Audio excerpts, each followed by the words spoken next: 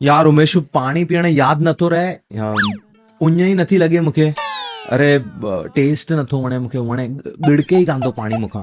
ऐं चोथों बाबा, पाणी आउं नथी पियां छोकी पाणी पीअंदसि त घड़ी घड़ी आहे न बाथरूम वञणो थो पए। अगरि तव्हांखे ई 4 प्रॉब्लम आहिनि ऐं तव्हां हिन जे कारण सुठी तरीक़े सां पाणी नथा पियो, त ही वीडियो आहे तव्हां सभिनी लाइ।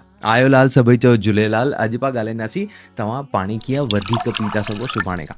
हाणे पाण सभिनी खे ख़बर आहे कि पंहिंजे शरीर लाइ पाणी केतिरो ज़रूरी आहे, है न?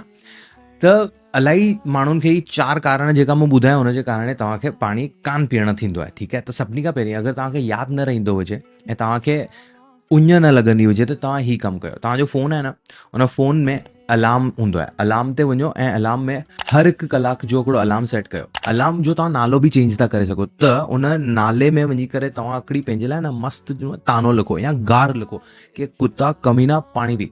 हाणे तव्हांजो फ़ोन तव्हांखे जॾहिं गारियूं ॾींदो न, त तव्हां पाणी पीअण वारा आहियो, तव्हांखे यादि बि ॾियारे थो। ठीकु आहे, ॿियो यादि आयो पर तव्हां पाणी कान पीअंदा छोकी तव्हांजे साम्हूं बॉटल कान रखी आहे, रंधिणे में पई आहे बॉटल। त तव्हां जिते बि सॼे ॾींहं में कमु कंदा हुजो न, उते हिकु पाणी जी बॉटल रखो, त जेॾी महिल अलार्म तव्हांजो फ़ोन तव्हांखे गारियूं ॾे यादि कराए त तव्हांजे साम्हूं पाणी हुजे।